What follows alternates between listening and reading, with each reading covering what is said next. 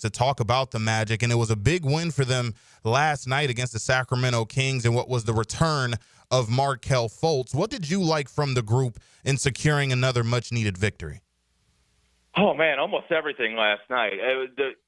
I'll take Jamal Mosley's reply post-game. I just like the response because, to be honest, RJ, the loss against Dallas on Thursday was, I think, the most disappointing of the season. Be at this point of the year and know that every game, single-digit games remaining, typically you get a completely locked-in group night in and night out, especially with this Magic team going back to last year. They finished so well down the stretch.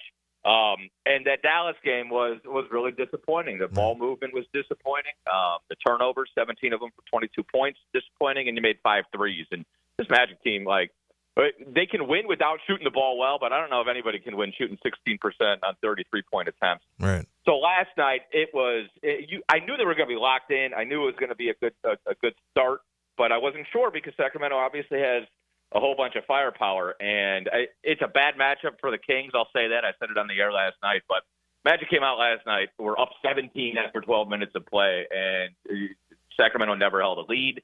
The ball movement was good, really good balance. And then I really loved Wendell Carter Jr. got in foul trouble early, and Goga Bitadze came in and absolutely made a huge difference in that game. He looks like December Goga. He had 12 points, 10 rebounds, 5 assists. The ball was really popping with the second unit last night. So a lot to like, but overall, the best thing was just that they realized that Thursday night against Dallas was unacceptable, and they came out last night, left no doubt, and got a much-needed win. There was a debate not too long ago on Gil's Arena with Gilbert Arenas, and he was debating about what makes a superstar or who are the superstars in today's NBA. And my takeaway from it when they were speaking was that if you're not a fan of Team A, but you see that team coming into your city, you're buying a ticket because you're like, man, I got to watch Anthony Edwards play, or I got to see Cade Cunningham play.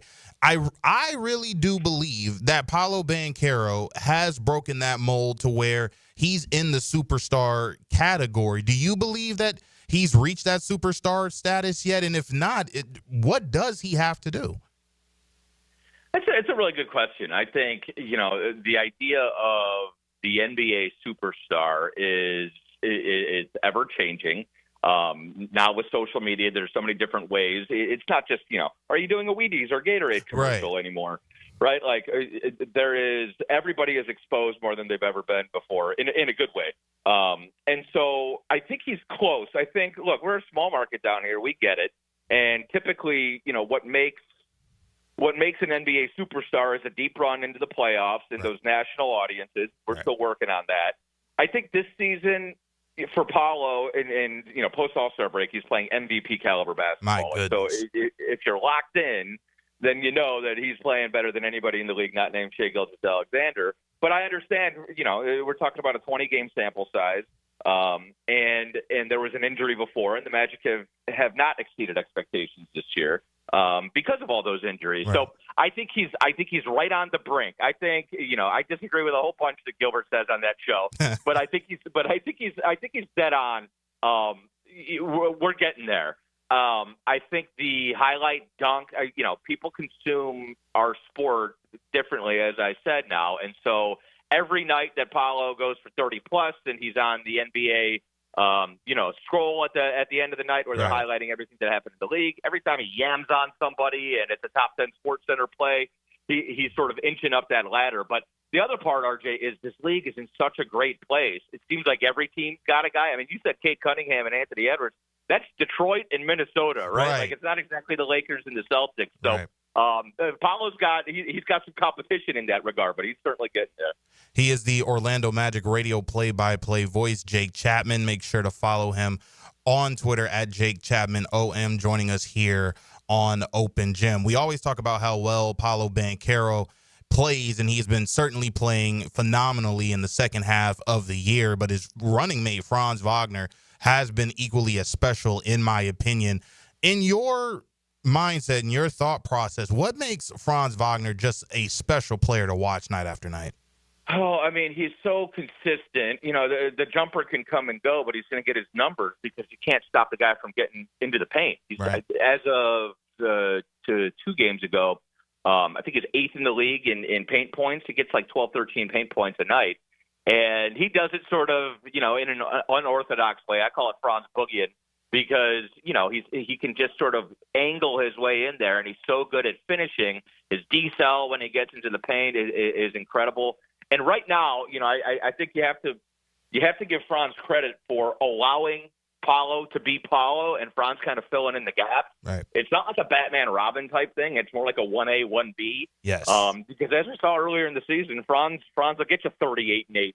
And he can be a primary scorer, but he's such a smart basketball player. All he wants is what's right for the team. And then he's always doing other things well. Like, people don't talk about Franz Wagner's defense. It's awesome. It's really, really good. Yeah. Josh Cohen for OrlandoMagic.com did a workup on that a week or two ago. So what I love about Franz is, and what I love about both of those guys is they play. Like, they had the oblique injuries this year. But it's got to be a serious injury to keep those guys off the floor. They're not the young stars going, my ankle hurts, I'm going to take 2 or 3 games off. They play through pain every night. And Franz, I think, they're both absolute dogs. They're both competitors. And Franz is night in and night out. You know what you're going to get.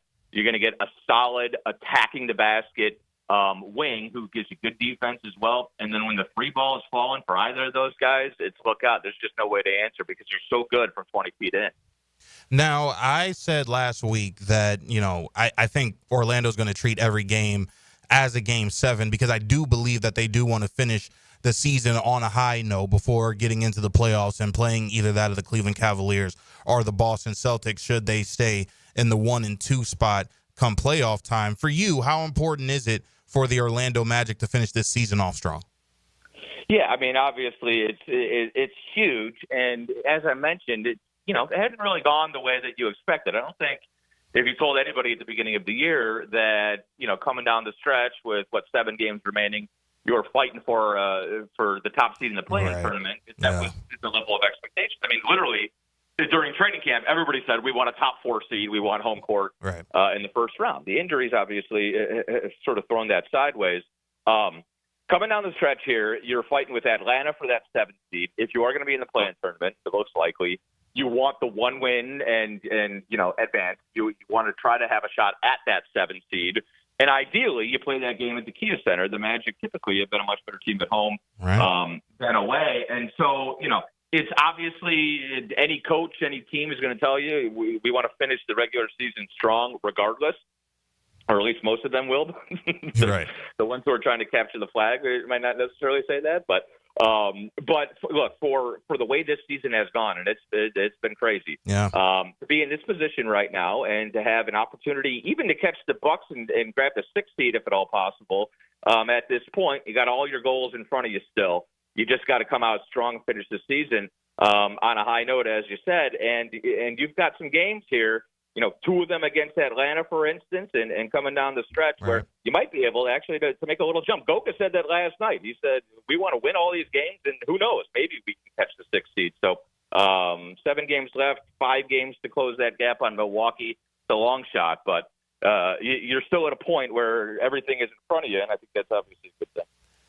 We'll start tomorrow night against the Los Angeles Clippers as the Magic look for another win before closing out the regular season. Jake Chapman, Orlando Magic Radio play-by-play voice, joining us here on Open Gym. Make sure to follow him on Twitter at Jake Chapman OM. So when we talk about the Orlando Magic, this is a team, for me, I at least believe, is not going to be a easy team to face when it comes to the first round playoff matchup, whether they get the 6th seed and you're playing the 3 seed, or you even play that of Cleveland, which they played really well last year, just lost a lead in the second half before being eliminated in the playoffs by Cleveland. And then you could face a team in the Boston Celtics who you beat earlier this year, and I feel like they match up rather well with the Boston Celtics as well. Do you believe that this team, just if they are able to stay together and they finish the season on the high note, they're going to give one of these top teams a run for their money and make it a series? Yeah, I think, look, RJ, if you just look at the rest of the Eastern Conference play-in scenario, right, you got Chicago and Miami And it's obviously a Miami team that's playing well right now, but it's, a shell of what they were at the beginning of the year with the Jimmy Butler trade, et cetera, et cetera. Right. And then both Chicago and Atlanta are teams, and Chicago's actually been defending pretty well, but they're teams that are going to try to score 130 points on you. And so if I'm Cleveland and Boston, I look down and I say, okay, which of those four teams could give us trouble just defensively? Which team is it going to be a struggle to get to our 115 points a night? Right. And, of course, we're that team. I mean, we're the best defensive team in the play-in scenario. So you have that baseline there.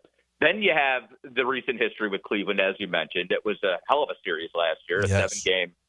Every team protected home court. And as you mentioned, we were up, 18 in the first half of that game. Right. And then the other part is this, like recent history with Cleveland. They came into the Kia Center about a month ago and beat us by 40 and absolutely demolished us. Yeah. And then 2 weeks later, we go into Cleveland on a nationally televised game on a Sunday afternoon, and we beat them. And It was maybe the best win of the season. So I think we match up pretty well with Cleveland, and I think Cleveland's sort of scuffling right now. I'll tell you what, very quietly, and I mean, RJ, I know you follow the league as closely as anybody.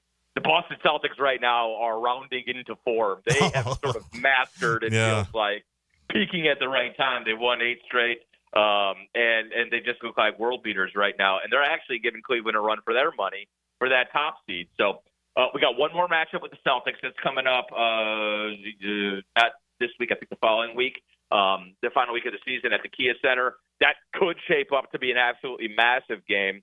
I do think we match up well with both teams because of our size and defensive capabilities, but I also think both those teams will be heavy favorites in a series against us, just because we haven't shown consistently the ability to knock down the perimeter jumpers. And if that happens, if we go into a series against either of those teams and hit 13, 14 threes a night, then we could absolutely play with anybody.